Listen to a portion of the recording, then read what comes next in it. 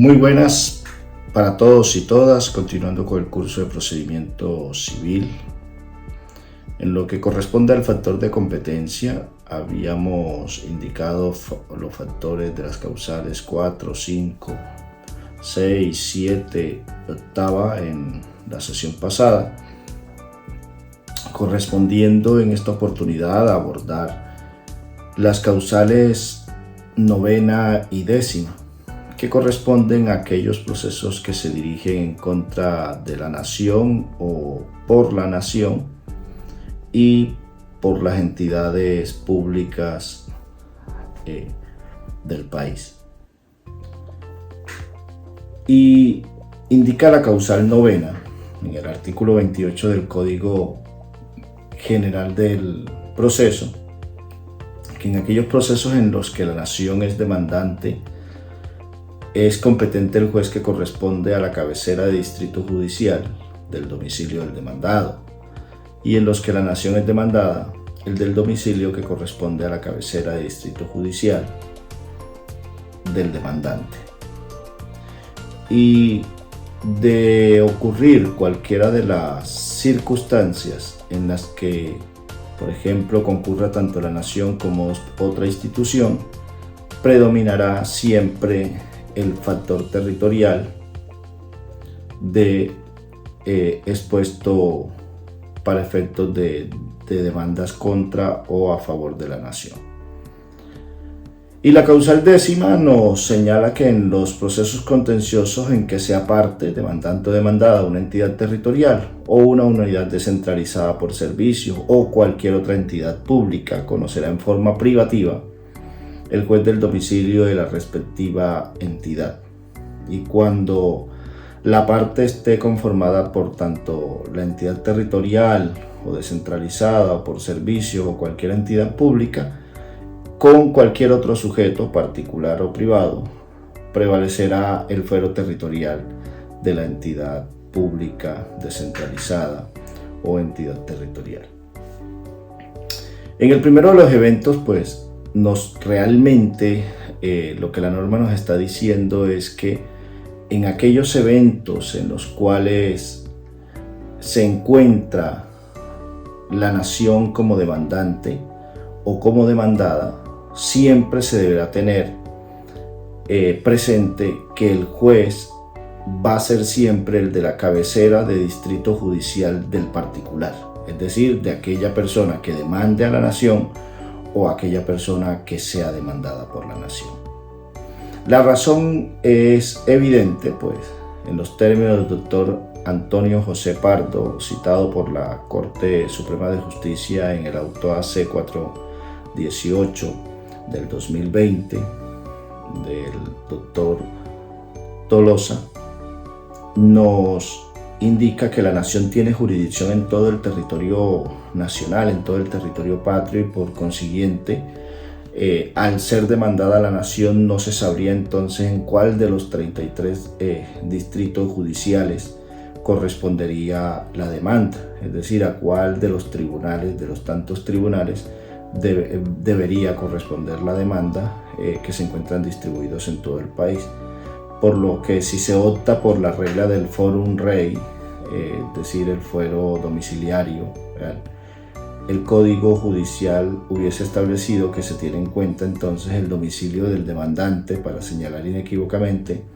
cuál es el tribunal competente para conocer del juicio contencioso. Y por lo tanto, cuando la nación es demandante, rige la regla general y corresponde conocer entonces la acción que el Estado intenta contra un particular al tribunal de la vecindad del demandado, es decir, a la cabecera del distrito judicial que corresponde. Ejemplo, nosotros en Barranquilla tenemos el distrito judicial de Barranquilla, que está compuesto por Barranquilla, Soledad y Sabana Larga. Si la nación decidiera demandar a una persona, por ejemplo, que vive en Sabana Larga, sin duda alguna, al ser cabecera de distrito la ciudad de Barranquilla, la demanda debe ser presentada en la ciudad de Barranquilla porque se rige por el foro domiciliario. En ese sentido, la demanda no se podría presentar en otro lugar distinto a la ciudad de Barranquilla, y lo mismo que si un particular en cualquiera de Soledad, por ejemplo, quisiera demandar a la nación, pues también lo tendría que hacer en la cabecera de distrito judicial, en esta ocasión también Barranquilla. El doctor Hernán Fabio López Blanco trae un ejemplo muy parecido en el cual establece de que una persona domiciliada en Girardot, al ser Girardot un circuito correspondiente al Distrito Judicial de Cundinamarca, y Cundinamarca al tener como cabecera de distrito judicial la ciudad de Bogotá, pues el juez competente para conocer la demanda que se inicie contra la nación o que la nación inicie contra un particular será el juez de la ciudad de Bogotá. En ese sentido, pues no tiene grandes explicaciones la determinación. Si demanda un particular, el domicilio se rige por el domicilio de la cabecera de distrito judicial, y si es demandado un particular por la nación, también se rige por el domicilio del particular. En torno a la causal décima, también resulta de mucho entendimiento, no tiene grandes disquisiciones. Si quien demanda o es demandada es una entidad pública, es un ente territorial, es una entidad descentralizada de derecho público, entonces siempre de manera privativa, dice la norma, conocerá el juez del domicilio de la respectiva entidad. En ese sentido, pues diríamos, todo nos resulta bastante claro de cara al aspecto que se pretende abordar.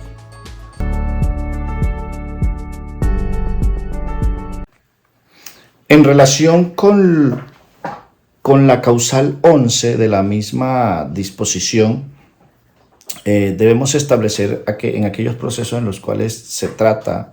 de la propiedad intelectual o de la competencia desleal. En este sentido, pues se consagra dicha norma varios lugares, básicamente. Bien porque el lugar del juez competente sea el lugar donde se haya violado el derecho o se haya realizado el acto, o donde surta sus efectos, si se ha realizado en el extranjero, o el del lugar donde funciona la empresa, local o el establecimiento, o donde se ejerza la actividad del demandado, cuando la violación o el acto esté vinculado con esos lugares. Entonces, en ese sentido, para efectos de establecer la competencia en estos tipos de procesos, debemos tener en cuenta que cualquiera de ellos puede resultar el lugar del juez competente. Por ejemplo, una falsificación marcaria tendríamos que se cometa en el extranjero, pero cuya empresa, por ejemplo, tenga domicilio en cualquiera de las ciudades de Colombia, a pesar de haberse cometido en el extranjero, pues sin lugar a duda, los efectos de esa falsificación van a anotarse en la ciudad donde se encuentre el domicilio de la empresa, y en ese sentido podría ser el juez competente el lugar donde se surten los efectos. Si la empresa tiene un establecimiento y resulta ser un producto exclusivo de ese establecimiento que se encuentra en un lugar distinto al de la principal de la empresa, pues también podría ser en el lugar donde funciona el establecimiento. En ese sentido, pues la causal 11 nos establece diversos puntos territoriales donde se puede presentar la acción civil por violación de la propiedad intelectual o por competencia desleal. Frente a la causal 12, que corresponde al proceso de sucesión, pues cuando el causante tiene varios domicilios, será el juez del lugar donde corresponde el asiento principal de todos sus negocios. Es decir, una persona que habiendo fallecido tenía un domicilio, digamos, civil, por razón del matrimonio, en una ciudad distinta a la donde funcionan todos sus negocios, sin lugar a duda la demanda debe presentarse en este segundo, y de no tenerlo, pues será el lugar de administración de su patrimonio o donde se lleven las cuentas. Para esto es importante traer a colación el auto, a pesar de que surge antes de la vigencia del Código General del Proceso, mantiene un alto grado de vigencia. El auto A081 del 20 de abril de 1998. En esta oportunidad la Corte dijo, y lo señaló de manera textual: esta afección especial a una parte concreta del territorio da forma a la noción del centro o asiento principal de los negocios, incluso como prescindencia del concepto de residencia, si dicho lugar se anuncia como el centro de actividad y asiento profesional, funcional o económico, o en fin, del entorno social del individuo, por ser allí el eje de sus negocios o intereses, a condición desde luego de ser relativamente estable y duradera su permanencia y no meramente ocasional. Entonces, en ese sentido, nosotros debemos determinar siempre cuál es el asiento principal de esa persona que falleció para efectos de llevar a cabo el proceso de sucesión y, por supuesto, las demás causas que estén asociadas a la muerte de la persona o a la sucesión misma. El numeral o la causal 13 nos establece varios procesos o tres supuestos procesos de jurisdicción voluntaria, el primero de los cuales versa sobre la guarda de niños, niñas o adolescentes, la interdicción y guarda de personas con discapacidad mental o de sordomudo, y confiere la competencia al juez de la residencia del incapaz. En este punto hay que tener en cuenta que la ley 1996 del año 2019 radica un cambio en dicha norma, estableciendo en el artículo 53 de la ley que quedaba prohibido iniciar procesos de interdicción o inhabilitación o solicitar la sentencia de interdicción o inhabilitación para dar inicio a cualquier trámite público o privado a partir de la promulgación de la ley. De esta manera, pues sin lugar a duda, si bien se conserva todavía el de guarda para proveer a personas menores de edad, en el caso de los mayores realmente que se encuentren en una situación de discapacidad, lo que procede es lo que la ley 1996 designa como asignación de apoyos extrajudicial o judicial por la vía del proceso de jurisdicción voluntaria, y si se trata de una demanda que proviene de un tercero, no de quien se considera con la discapacidad, pues deberá tramitarse a través de un proceso verbal sumario, en razón de que se trata de una denuncia de aquella incapacidad, y no a través de este proceso ya de interdicción y guarda de personas con discapacidad o de sordomudo. Pues reitero, si la persona considera que necesita para cualquiera de sus actividades un apoyo, pues deberá solicitar la asignación de apoyos a través del proceso de jurisdicción voluntaria. Pero si es otra persona la que indica de que otro puede necesitar ese apoyo, pues deberá solicitarlo ya no a través del proceso de jurisdicción voluntaria, sino contencioso, pues la ley 1996 dispone como cláusula general que todas las personas se consideran capaces para cualquiera de los negocios. Ello es una aplicación de la Convención Americana sobre aquellos asuntos de negocios o bancarios, pero fue traída y promulgada en el año 2019,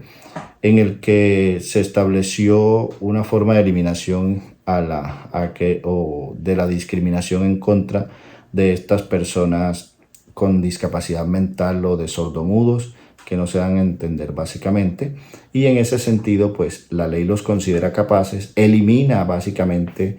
el segundo aspecto de la causal 13 del factor territorial, y establece un procedimiento que es el de apoyos o asignación de apoyos, y quedando pues relegada a un proceso verbal sumario cuando quien acude es una persona distinta sobre la que se los solicita el apoyo. Entonces, a la luz del artículo 37, cuando la misma persona, el artículo 37 de la ley 1996, cuando la misma persona que se llama en la ley titular del acto jurídico, inicia el trámite pues, de asignación de apoyo, acude al proceso de jurisdicción voluntaria, mientras que si lo inicia una persona distinta, deberá acudirse al procedimiento verbal sumario. En la causal que nos corresponde cuando se trata de la guarda de menores, es de conocimiento el juez de la residencia del incapaz y se tramita a través del proceso de jurisdicción voluntaria. Sin embargo, hay que tener en cuenta de que el incapaz puede estar en cualquiera de los dos extremos. Es decir, si el padre que demanda es quien convive con el menor y demanda al otro progenitor, quien vive en un lugar distinto, pues el lugar de presentación de la demanda será siempre el del lugar de la residencia o domicilio del incapaz y no el de quien es demandado. En este sentido, pues siempre se deberá acudir a ello. Si quien promueve la acción vive en un lugar distinto en el que se encuentra el bien, el menor, entonces deberá tramitar el proceso en el lugar de domicilio o residencia del incapaz. Finalmente, nosotros encontramos aquellas peticiones de pruebas extraprocesales o requerimiento y diligencias previas. Básicamente la regla sigue siendo la domiciliaria, pues indica dicha causal que cuando se trate de requerimientos de pruebas extraprocesales o requerimientos y diligencias varias o previas, será competente el juez del domicilio de la persona con quien deba cumplirse el acto. Y en este sentido, pues si el acto es de una prueba testimonial, entonces se deberá demandar ante el juez del domicilio de ese testigo o de esa persona que va a servir como testigo. Entonces, realmente es muy comprensible dicha regla. Con esta causal finalizamos el factor territorial de competencia, quedando el factor de conexión por explicar y consecuentemente pues explicaremos también en la misma sesión lo que nos corresponde con el procedimiento de recusaciones e impedimentos.